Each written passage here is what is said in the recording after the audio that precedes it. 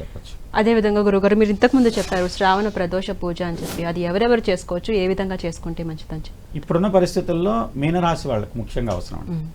కుంభరాశికి ఎల్నాటి శని ఉంది, కానీ మీనరాశి వాళ్లకు రాశిలో శని ఉన్నాడు.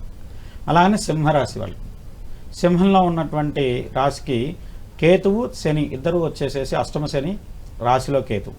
తద్వారా వచ్చేసి వీళ్ళకి ఏంటంటే ఆర్థికంగా చాలా వచ్చేసేసి కష్టమైనటువంటి పరిస్థితులు, కొంచెం అనుకున్న సమయానికి అనుకున్న సమయంగా విధంగా ద్రవ్యం లేదంటే ధనం అందుబాటు తగ్గేటువంటి అవకాశాలు ఉన్నాయి. తద్వారా వచ్చేసి వాళ్ళకున్న ఆర్థిక ఇబ్బందులు తొలగడం కోసం ముఖ్యంగా సింహరాశి వారు కానీ మీనరాశి వారు కానీ ఈ వ్రతం ఆచరించినట్టయితే ఆరోగ్యరీత్యా కానీ ఆర్థిక రీత్యా కానీ ఉన్న సమస్యలు తొలగుతాయని చెప్తాం. శనివారం నాడు ఉదయాన్నే లేచి ముందుగా వచ్చేసేసి వాళ్ళ కాలకృత్యాలు తీర్చుకొని శివుడిని ఆరాధించండి.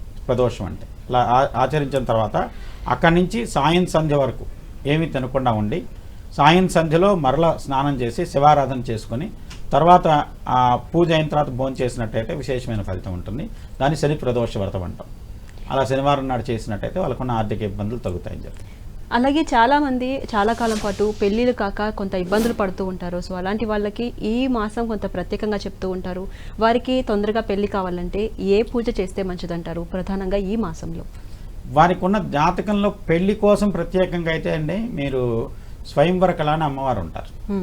అంటే పార్వతీదేవి పరమేశ్వరుడు వద్దన్నాడు, తల్లిదండ్రులకి పరమేశ్వరుడికి ఇచ్చేయటం ఇష్టం లేదు వాళ్ళ అమ్మాయిని. ఆ పరిస్థితుల్లో పార్వతీదేవి తనే దీక్షపుని ఈ యొక్క శివుణ్ణి తపస్సు చేసి మరీ సాధించుకుంది. ఆ రూపంలో అమ్మవారిని ఆరాధించినట్టయితే వివాహం కావడానికి అవకాశం ఉంటుంది. అలాగనే ప్రత్యేకమైనటువంటి ఒక మంత్రం ఉంటుంది. దేవేంద్రాణి నమస్తుభ్యం దేవేంద్ర ప్రియభామిని వివాహం భాగ్యం ఆరోగ్యం పుత్ర పౌత్రాంశ్చ దేహిమే. ఈ మంత్రాన్ని గనక ప్రతినిత్యం 108 తగ్గకుండా జపం చేసి జీలకర్ర బెల్లాన్ని వచ్చేసేసి భగవంతుడిని నివేదన చేసి కొంత ప్రసాదంగా స్వీకరించి ఈ విధంగా వచ్చేసి కంటిన్యూస్గా ఒక 11 రోజులు చేసినట్టయితే వివాహ సంబంధమైన ఆటంకాలు తొలగడానికి అవకాశం ఉంటుంది. అండ్ 7 శనివారాల వ్రతం అని కూడా చెప్పారు కదా, ఈ వ్రతం చేయడం వల్ల ఎలాంటి ఫలితాలు పొందుతారు? ముఖ్యంగా ఎవరెవరు ఈ వ్రతాన్ని ఆచరించవచ్చు, ఎలా చేయాలి? 7 శనివారాల వ్రతానికండి ఇక్కడ మీరు తిరుపతిలో కూడా చూడండి పవిత్రోత్సవాలను జరుగుతాయి. మీరు తిరుమల కాదు ఏ దేవాలయానికి వెళ్ళినా కూడా ఈ మాసం శ్రావణ మాసం ఏంటంటే బ్రాహ్మణులుగా ఉన్న వాళ్ళం అయితే ధన్యాలు మార్చుకుంటాం. అలానే పవిత్రోత్సవాల పేరుతో భగవంతుడికి నూలు పోగులు లేకుంటే పట్టుపోగులు సమర్పించి దాన్ని రక్షగా ధరిస్తారు. అలాగనే మీకు శ్రావణ పౌర్ణమి రక్షాబంధనం, రాఖీ పౌర్ణమి అని చెప్పేసి ప్రత్యేకంగా అన్నా చెల్లెలకు సంబంధించినటువంటి సోదరులకు సంబంధించినటువంటి ఆయుష్ కోసం చేసేటువంటి ఆ విశేషమైనటువంటి ప్రాధాన్యత ఉన్నటువంటి రక్షాబంధనం. ఇవన్నిటికీ మూల కారణం ఏంటంటే శ్రావణ మాసంలో ఏదైనా సరే మీకుండేటువంటి దారాల్లో విశేషమైనటువంటి శక్తి, భగవత్ శక్తి మన ఆత్మరక్ష కోసం శరీర రక్ష కోసం ఉపయుక్తమవుతుంది అని చెప్తారు. దానికోసం భగవంతుడికి పవిత్రోత్సవాల్లో వాటిని సమర్పించి తద్వారా మన చేతులకు కానీ లేకుంటే కొంతమంది కంఠంలో కూడా ధరించే అవకాశం ఉంటుంది. అలానే మీరు శ్రావణ మంగళవారం కానీ వరలక్ష్మి వ్రతం కానీ చేసిన వారు చాలా వరకు వాళ్ళు సూత్రాలు పెట్టుకుంటారు.